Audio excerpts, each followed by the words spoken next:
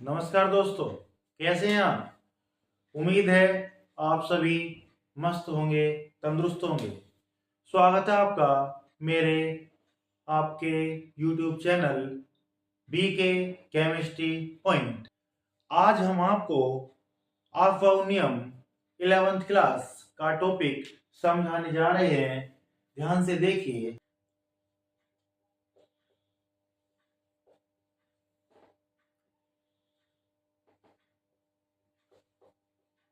ऑर्फोनियम class 11th और बहुत ही important topic भी है जो हम इस वीडियो के द्वारा आपको समझा रहे हैं। सबसे पहले इसकी डेफिनेशन आपको बता रहे हैं। परमाणुओं के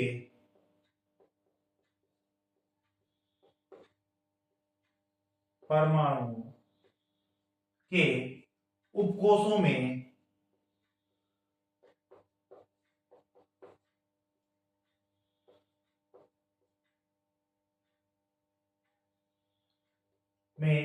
इलेक्ट्रॉन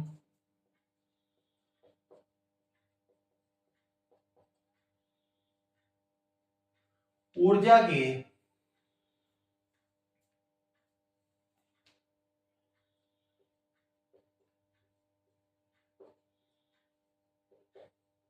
बढ़ते हुए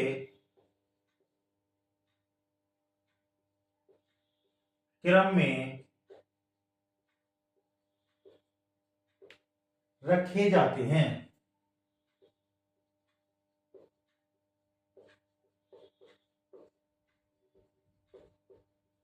एक बार फिर बता रहा हूं, ऑर्फोनियम परमाणुओं के उपकोषों में इलेक्ट्रॉन ऊर्जा के बढ़ते हुए क्रम में रखे जाते हैं। और यहां पर देखिए किस तरीके से n बराबर 1 2 3 4 5 6 7 1s 2s 2p 3s 3p 3d 4s 4p 4d 4f 5s 5p 5d 5f 7s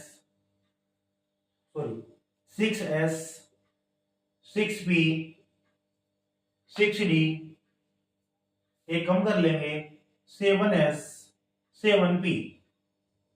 देखिए इसको जो लिखने का तरीका है वो क्या है, 1 2 3 4 को 4 बार लिखा, क्योंकि जो हमारे SPDF उपकोष हैं उससे आगे हम नहीं जाएंगे। SPDF इन दोनों को बराबर और इससे एक कम और इससे भी एक कम। अब यहां हमने इसको सभी को सर्किल कर देंगे इस तरीके से।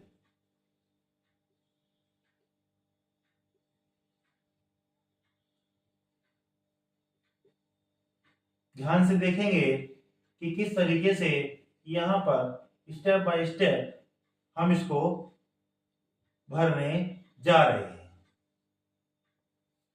ये हमारा रह गया है, हम इसको भी कर देंगे। अब देखिए इसको काटने का जो तरीका है वो क्या है, उसको बड़ी सावधानी पूर्वक देखेंगे। ये हमने इस तरीके से काटा, ये भी आपके सामने काटा,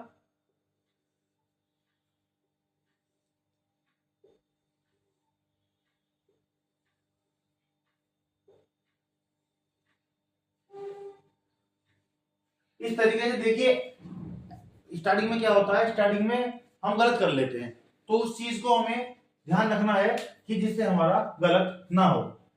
1 1 2 2, ये देखिए 3 3 4 3, इस तरीके से काटा है हमने। और यहां से जो इसका जो क्रम है वो चलने का क्रम ये होता है इस तरीके से। देखिए यहां से ये हमने स्टार्ट किया और यहां से इस तरीके से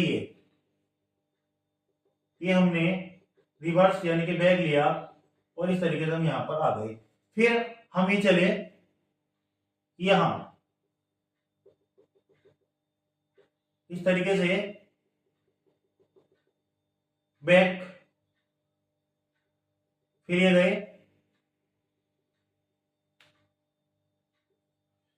फिर यहां से फिर हमने रिवर्स लिया, फिर यहां से हम रिवर्स जाते हैं,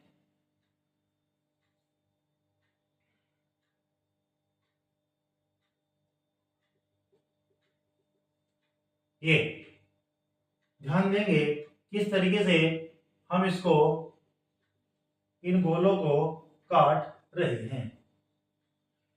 अब यहां देखिए ये जो हमने काटा इसका जो क्रम है वो यहां हम लिख देते हैं 1s, 1s ये,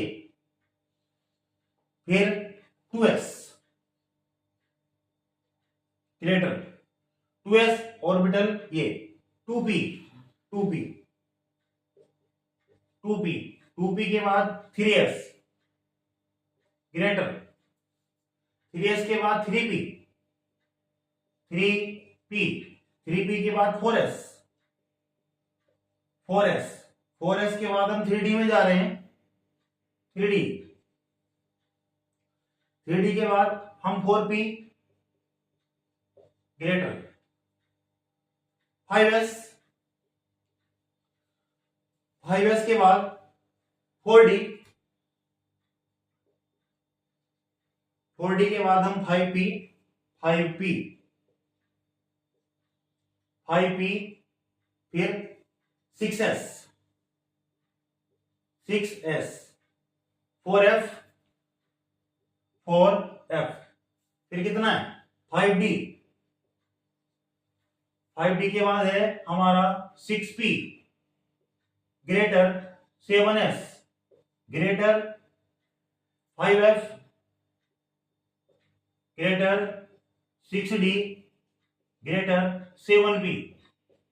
इस तरीके से अब इस आफाउ नियम के माध्यम से हम किसी भी तत्व का इलेक्ट्रॉनिक विन्यास लिख सकते हैं। एग्जाम्पल के लिए मैं आपको शुरू के 5 तत्व आपके सामने लिखकर उनका इलेक्ट्रॉनिक विन्यास अभी दिए देता हूं, यहां पर समझेंगे। सबसे पहले जो हमारा तत्व है आवर्त सारणी, इसमें पहला तत्व आता है हमारा हाइड्रोजन। परमाणु क्रमांक 1 के साथ जाएंगे 2 हीलियम, हाइड्रोजन के बाद आपका हीलियम आता है, हाइड्रोजन हीलियम, 3 लिथियम, 4 बेरिलियम,